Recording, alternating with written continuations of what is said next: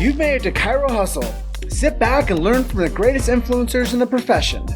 This week's episode is brought to you by Imaging Services, ChiroThin, Chiro Moguls, Mahalo Wellness, McCaffrey's Clinical Mentoring, Local Gold, Chiro Health USA, The Goodman Factor, Chiropractic Rocks, Winner's Edge, Accident Records, Chiro Tax Pro, Full Script, your online dispensary, and Digital Hustle. Let's hustle!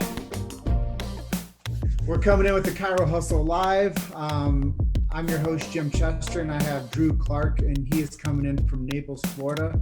I'm coming in from the western side of Colorado, Grand Junction, which I came out here because no one lived here. And, now it's 2.5 years into the making of this. And I was just talking to Drew. He said he's been practicing chiropractic for a decade and went to Life College. And now you're practicing down there in Naples, Florida with your beautiful wife. And you also told me that your brother's a chiropractor. So that's pretty cool too. So welcome to the Chiro Hustle live stream. Appreciate it. I'm glad to be here. Look forward to having a conversation with you all. Yeah, and I know that there's a lot of topics we're going to touch on tonight, but you're doing something really special. Is you're going for a position as a state rep within the state of Florida. Let's talk about that a little bit before we get into talking about our Constitution and healthcare freedoms. Absolutely. Well, down here, I'm running for state rep for the House down here in Florida. And, I was raised with the notion that you cannot have an opinion or complain about things, but for so long until you figure out what your role is in helping bring about the solution. And I think that's kind of what pushed me in that direction to do that. And now I've jumped in and I'm all in on another front, if it will. So not only are you practicing as a chiropractor, now you're practicing as to get into politics. Yeah, it's like it was just a small jump, right? So we went from chiropractic office. We also have a software company, and then we do have multiple docs in the practice.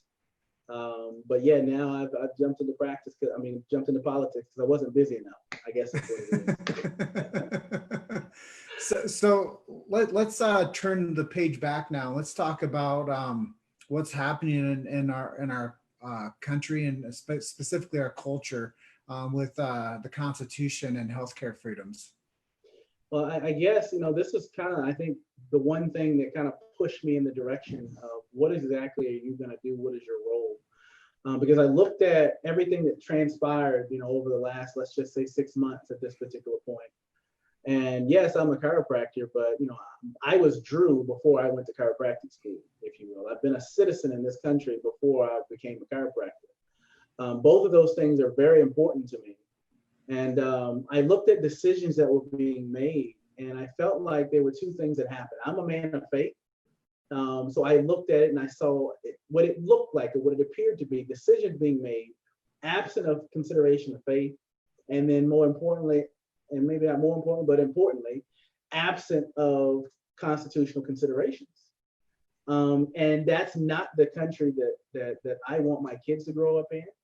And I had a post the other day, no one can ignore the history of this country, but Constitution is colorblind, if you will, right?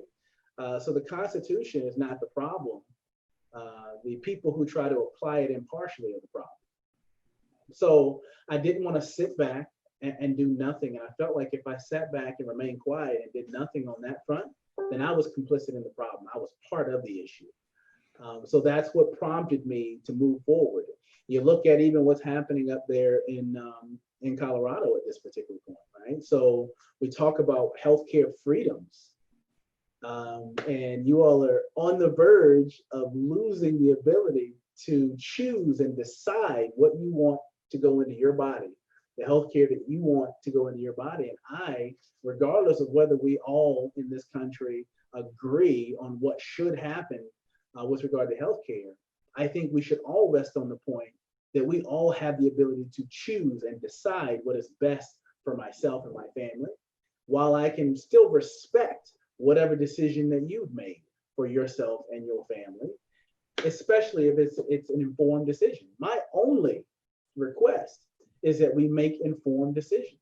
Don't make a decision because someone told you to do it, Well, because that's how it's always been done. Make the decision because you've taken the time, you've done the research, and you know and understand that this is the best decision that you can make for yourself and your family. Even if it's not what I agree with, I can respect that. But I ask you to do the same in return. And I do not want to live in a country. I don't want my kids to live in a country. I don't want my wife to live in a country where that falls by the wayside. Because that, if I wanted that, I'd move to China, I'd move somewhere else. Yeah, I think what you're saying is freedom is important, number one, but also having freedom of choice. And there is the campaign years ago now, My Body, My Choice. That still stands true today for this vax issue.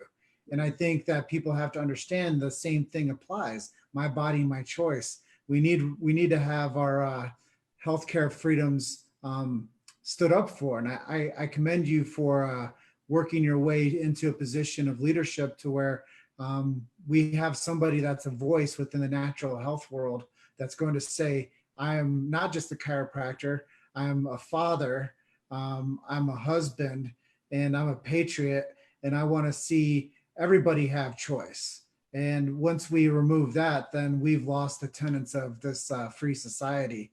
And I think that what you're saying is happening in Colorado, where I live. I mean, luckily for me, my attachment is a lot less than other people that have kids that are school age, that are dependent upon, if I go to work, do I have to get a shot? I think that that's really what we have to be, conscious of, is what is it telling our kids? And I was saying this before we jumped on, is when Cordy Lee Williams was out in Sacramento standing up to those paramilitary police, and he said, are you going to be happy? Are you going to feel strong? Are you going to feel like a man when you go home and tell your kids what you did today? And I think that we have to look at that as like a real position for what we're doing for not only them as supporting what their orders were, but are we going to do that as an individual? Are we going to go to bed tonight and tell our loved ones that we did enough? Right. And are we going to? That's the one common thread that we have. We're all Americans, no matter what profession you're in, no matter what you do for a living, so to speak. You're going to take your jacket off, you're going to take your shirt off, you're going to take your uniform off.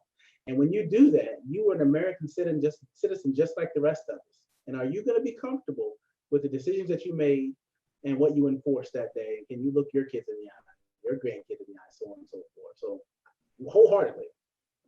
Yeah, the future's in our hands. And I know that right now is a very tense time for our nation. There's a lot of people out there that are doing things that they don't know why they're doing them. They're being afraid of things. They're being afraid of each other. They're being told that the boogeyman virus is going to come get them and they need to stay in their houses and they need to not go make an honest living anymore. And what it's done is it's caused some division. And I know that that's one of the earmarked topics that you wanted to discuss with me tonight, is division. So let's just talk a little bit about what you see from your lens, and then maybe I can share a little bit of what I see from my lens. Right. Well, fundamentally, I believe that truth transcends the situation. So if it's true, it doesn't matter what topic we put around it. I don't have to change the truth if it's truly true. If I find myself in a position that I have to change the words that I'm using, change the actions that I'm doing in relationship to what we're talking about or what situation I'm in, I'm going to argue that it's not truth in the first place. And we need to go back to the drawing board. Right. So, when you talk about, division, we can talk about that on so many different fronts. We could talk about COVID, because we were just talking about COVID at this particular point. And, we go back to the Constitution, because a lot of this is going to filter back. It's already been solved. We already know how to handle it in the absence of fear. And there's one thing that I refuse to do, is I refuse to walk this earth for the number of years that I'm allowed to walk this earth in fear. I refuse. Now, some people may not share that same sentiment, but I do. And fundamentally, if we talk about COVID, it was the first time that I know of, and I've tried to do a lot of research, but we've ever quarantined healthy people. Now, regardless of whether you agree with COVID as a threat, and in the beginning, To be honest, no one really knew what we were dealing with. It was something new, and there were a lot of projections that happened, and we just didn't really know. And I have no problem with being cautious, but then once you see data, I'm a data-driven guy. Once you see data, then I think we have to act accordingly. But here's the thing. If you are afraid and you want to stay home, guess what the Constitution allows you to do? Do that. It allows you to stay home. It allows you to wear a mask when you come out. You can walk around in a hazmat suit if you want to. I'm not going to talk about you because you have a right to do that. But what that also means is because we all stand on the same document that if I don't want to do that, don't look at me improperly if I feel differently, right? So we still need to maintain our ability to be free. But what's happened is we polarize this topic. So now the people who are wearing masks condemn the people who are not, creates division. The people who are not wearing masks condemn the people who are, creates division. And we're forgetting about the one point is that we all need to be protecting our own rights and ability to make informed decisions for ourselves, whatever that capacity may be. So I'm not going to look at someone wrong for wearing a mask because they're doing what they believe is best for themselves. Well, guess what? I'm an adult. I'm a professional. I read research for a flipping living. So I'm going to read things and make a decision for myself. And I don't need anybody else to tell me what's right and what's wrong. You can advise, you can strongly suggest, you can recommend. But the last time I checked, I lived in America, which means the final decision rests with me. And I don't want to live in a world where that is not the case. Therefore, before that happens, I need to speak up. I cannot remain silent, nor can any of us. If we talk about the chiropractic profession, division, we tend to focus on the things that are different among us, rather than focus on the one thing that unites us, the commonalities that we have. I believe that chiropractic is something that people should be exposed to. I understand the detriment that a subluxation causes. I've seen it with my own two eyes. There was a professor, no, it wasn't a professor, it was a doctor that came in during my sixth or seventh quarter in school, I don't remember which quarter. And I'll never forget it because he came in and he was talking about taking care of children, you know? And there were some people in the class that were not having it, and the gentleman stopped. And they were being rude at the same time, and he stopped. And the words that he said after that stuck with me. He said, "Until you've seen a baby that's failing to thrive, receive an adjustment, and literally come back to life in front of your eyes, do not tell me that a subluxation does not exist. Do not tell me that adjustment doesn't have the power to change lives." And it stuck with me. And now at this particular point, having been 10 years in, I've seen it time and time again. You leave this realm of thinking and you enter this realm of knowing. So the words that you speak, how you communicate chiropractic, the vibe that people get when you're talking about chiropractic, the passion that seeps through your pores is based upon this knowing that subluxation is detrimental to your health. And this adjustment has the potential to drastically change your life expression from this point forward.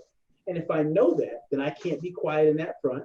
And if I know that, then we as a profession should be working together to get that message out.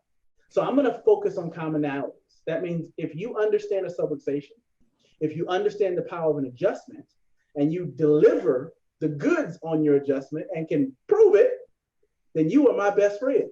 It doesn't matter if we don't agree on everything else exactly, because no one's ever going to agree 100%. But I'm going to focus on commonalities and move forward. Same thing for our country. And we can go across the board, and that's the point. When something is a truth, it doesn't matter whether we're talking about COVID, it doesn't matter whether we're talking about chiropractic, it doesn't matter whether we're talking about religion, it doesn't matter whether we're talking about race, it doesn't matter, because the truth will reign. Otherwise, let's go back to the drawing board and figure out what the truth is, because that's not it. You've made it to Chiro Hustle. Sit back and learn from the greatest influencers in the profession. This week's episode is brought to you by Imaging Services, Chiro Moguls, Mahalo Wellness, McCaffrey's Clinical Mentoring, Local Gold, Chiro Health USA, The Goodman Factor, Chiropractic Rocks, Winner's Edge, Accident Records, Chiro Tax Pro, Full Script, your online dispensary, and Digital Hustle. Let's hustle. And that's a real concern for us right now is we're being lambasted by popular media that doesn't have these conversations. Right. And we're being lambasted by a fear model that tells people that they're sick. Well, as a chiropractic culture, we believe that people are healthy. And if we keep their body in alignment, then the body stays thriving, like you said. When somebody fails to thrive, you sure as heck recognize that. And when somebody starts to express their life in full capacity, you sure as hell recognize that too. And I think that those are the truths within chiropractic. And, then they come in with this idea of like, well, let's make it evidence-based. Well, the evidence is that I adjusted somebody and changed their life. And that's enough evidence for us as a chiropractic profession that's been around since 1895. And I think that a lot of this where we're at today is like you're saying, we should have medical freedoms. We should have medical, the ability to choose for ourselves and for our, like you being a dad, you should be able to choose for your family. And I think a lot of these things have to be addressed because it is a truth. Like if I were to put a toxin into my body, I'm not going to be the same Jim as I was before the toxin went into my body. So if you believe that I was sick, then why should I put this into my body that's not even proven to be successful? So I think like right now we're up against the wall, like you were saying off of camera, like we're up against the wall right now as to who is right. Well, what is right is us being able to make our own damn decisions. And that's it. We don't have to agree on what the actual outcome is, aside from the fact that understanding whatever the outcome is for me, I should have a choice in what that is. Mm-hmm. And simple, right? Because, fundamentally there's a word that came to mind, or a phrase, personal responsibility. Mm-hmm. That really came to mind. And that's one thing that I embrace. I refuse to be a victim. Now that's a concept. Now I refuse to be a victim with regard to my health. That means I'm not going to just point a finger at someone else, because I was raised with the notion that every time I point a finger at somebody else, there's three pointing right back at me. So until I do everything within my power to rectify, correct, or grow, evolve from this situation, then I cannot, in effect, blame it on something or someone else. So that means that I don't depend on a doctor to keep me healthy. They're like a coach, right? So if you think about sports, the coach can't go out on the field and play the game for you. You have to physically go out there and play the game. That also means the coach can't condition for you. So if you needed to be conditioned, if you were supposed to run and you were supposed to be in shape, and now you're 2 plays into this game and you're gassed, meaning you're tired, and you can't perform your duty, it's not the coach's fault, it's your fault. So with the health perspective, there are things that we have a personal responsibility to do, and then we have coaches. And those coaches are not supposed to develop a dependent relationship on them. They're supposed to develop an interdependent relationship on the intelligence that rests within all of us. Our job is to figure out and help people figure out how to free this expression, how to make this expression more pure, how to grow it, how to cultivate it, right? Not just wait for it to get sick and then treat it. How do we cultivate it to keep it as strong as possible in the eventual reality that we may not get sick? And then if we do, we have a sick care system, one of the best around. So you can go and they can stabilize you and bring you back to life, so to speak. But once you get back to life, it was a simple example that I heard, or explanation that I heard at one particular point, and it was the difference between a carpenter and a firefighter. I still use it to this day because people like simplicity and understanding. If your house catches on fire, you call the firefighter. They come, they kick the door in, they beat it down with an axe, they bring their hose and they spray the whole house down. The fire's out, your house is still standing. But you got water damage everywhere. Your couch is soaked, the sheetrock is coming off the wall.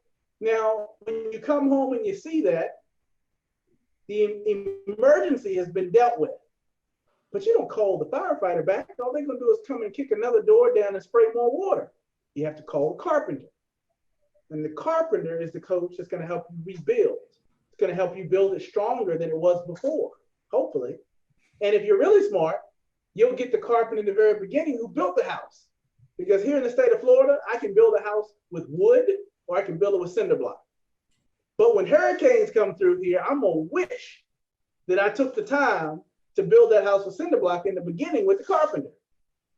So the firefighter's there if my house catches on fire, but I'm going to do everything in my power to build it strong, to cultivate that strength all along the way with the hope that I never have a fire. But if I do, I know where to go.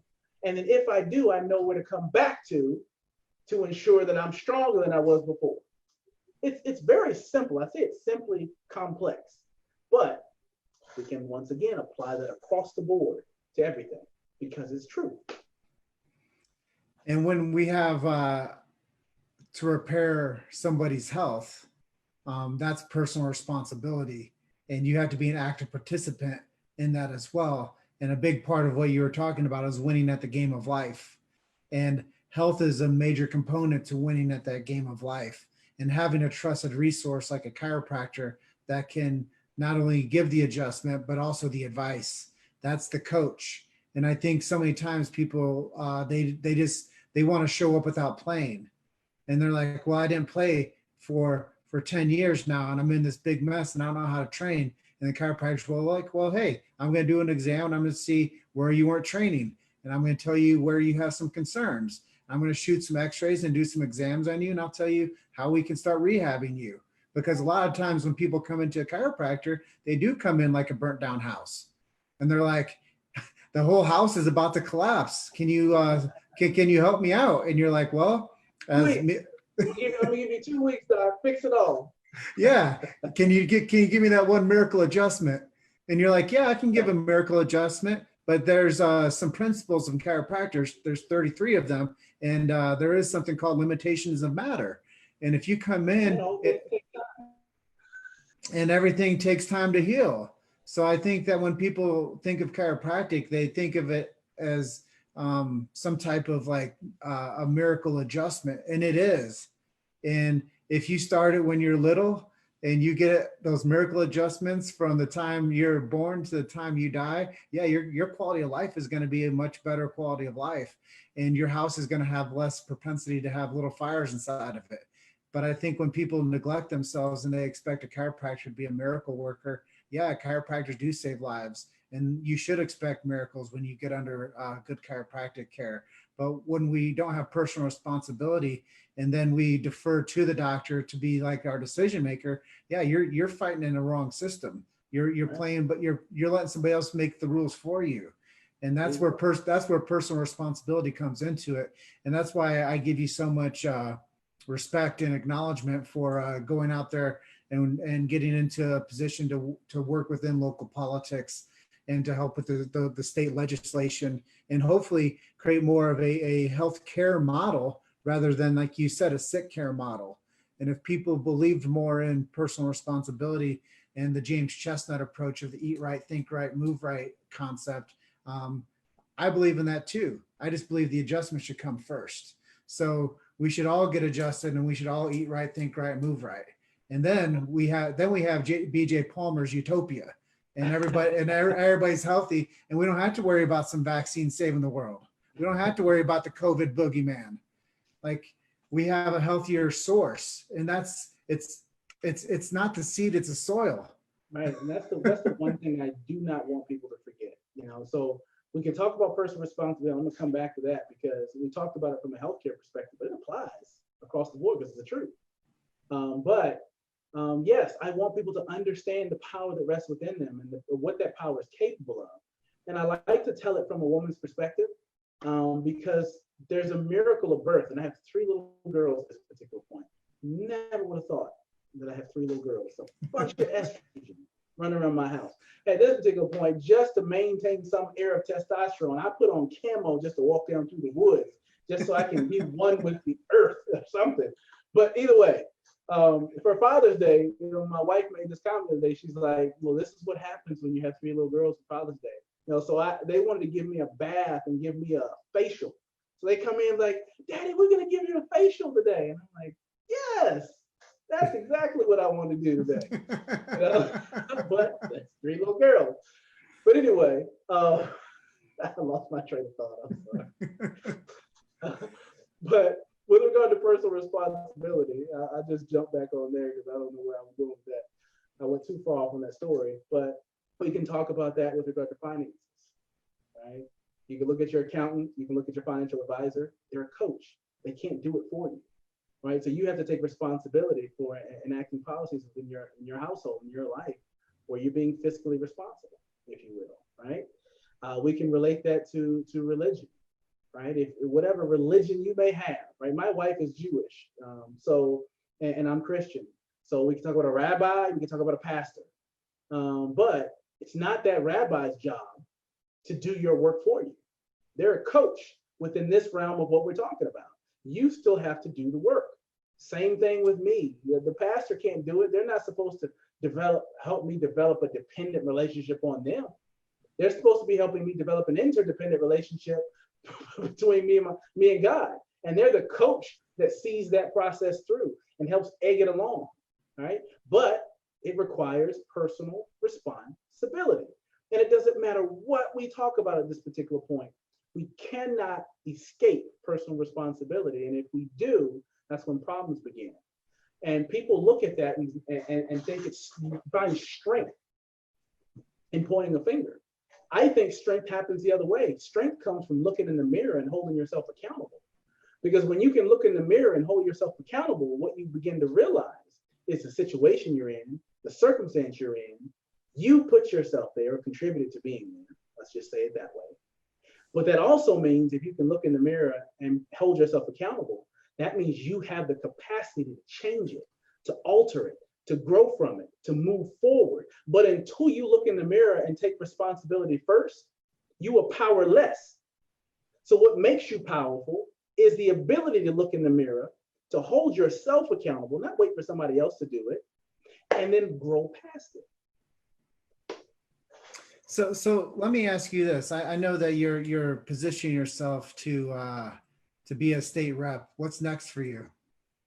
You know, to be honest, I don't know. I don't know. I didn't have aspirations to with regard to politics. If you had asked me this 2 months ago, I'd have told you, I'd have laughed and said, I'm not going to be in a political race. This literally transpired a month ago because I felt the need not to be silent, and I felt convicted, and I think I have a message, and I think I have a capacity to be objective and to share my truths that have been granted to me with the world. And I think I have the capacity in some way that resonates with people to provide solutions and help us move forward together. And if I do have that capacity, who am I to sit quiet? Who am I not to say anything? Who am I not to put myself out there? And I have, and to be quite frank, it hasn't all been peaches and cream, right? I have people that are supportive, and I have people that are not supportive with regard to this, especially with the climate that we're in now. But that doesn't stop me. I'm looking forward to watching this interview in 4 months, 6 months from now, and seeing where we both stand together. And like we said in the pre-interview conversation, I look forward to being your friend for a long time. I look forward to supporting you in the chiropractic profession for a long time. And I'm not going anywhere. I'm just going to keep on supporting this beautiful profession of chiropractic and keeping free speech alive and well in the beautiful profession of chiropractic, and letting people know that chiropractic is about quality of life. And they do a really good job about helping people in crisis care, but quality of life is the most important thing. And if we want to have freedom of health, then we need to support chiropractic. And that's just what we need to keep on doing. And at this juncture in our conversation tonight, Dr. Drew, is there anything I didn't ask you that you'd like to share with our audience? No, I think we've talked about quite a bit, and I like to talk about things conceptually, because when I do that, like I've said several times, we can apply it, right? So we can talk about individual situations, but right now, we need, as a profession, let's talk about chiropractic. We need to focus on our commonalities. We need to focus on the fact that the subluxation is detrimental to life, detrimental to health. We need to focus on the fact that the adjustment is one of the single greatest things that we can do for humanity, to free your expression of life in that person. And people need to understand that point, know that point. They need to know that there's something that they can do before they fall off the cliff. And even after they fall off the cliff, there's something they can do to help rebuild. And that message needs to be strong, it needs to be united, it needs to be loud. And we need to be together in order to do that. So first and foremost, we need to understand that point, right? So like I said before, if you understand the detriment of a subluxation, if you understand the power of an adjustment, you're able to deliver it and prove that you did deliver it, then you are my best friend. It doesn't matter if we agree on every single point, you are my friend, because that is something that we can build upon. One of the cruxes, the whole aspect or embodiment of chiropractic. Moving forward, we need to understand and apply these principles across the board. So fundamentally, I'm running for state rep, I'm in Florida. If you're in Florida, I'm gonna ask for your support. If what you hear, if what I say makes sense, I'm gonna ask for your support. If you're not in Florida, I'm still gonna ask for your support because you know what I stand for. And all of this matters, especially when we talk about politics, we talk about legislation. Florida's a pivotal state, Texas is a pivotal state, California, Colorado, these are states that are important. And when things start happening in these states, they start happening across the board. So when you have an opportunity to stand behind and support someone that you mostly agree with, especially with regard to important values, then you may want to stand behind them, not only with your words, but I'm also going to ask you to stand behind with your dollars. Because things don't happen, whether we talk about research or we talk about politics, without it. And that's the single greatest way that we can speak is with our dollars, right? So from that, I don't shy away from difficult conversations. I love having conversations. I love talking with people who agree with me the same way I like talking to people who don't agree with me. So if anything that I said makes sense, reach out. And I'll be more than happy to open up a dialogue in whatever capacity. Well, I'm going to close out tonight's conversation with you by saying something that you iterated earlier was we need less people outside the state house campaigning and protesting, and we need more people inside the state house campaigning and protesting. And I commend you for your efforts of getting into the state houses. And I would like to see more people take that position and to get inside of a position of control to where we can control some of these votes that are happening that we might not agree with, and some of these political moves that are happening behind the scenes that we might not agree with. And the best way to do that is to be in a leadership position and to be a force of change. So I commend you for that. I thank you for your time. And I'm going to close out by telling people you guys are just one story away. Keep hustling. We'll see you guys in the next one. Thank you so much, Doc. Absolutely. Thank you for having me. See you soon. Thank you for listening to Chiro Hustle Live. Don't forget to subscribe and check back next week to continue hustling.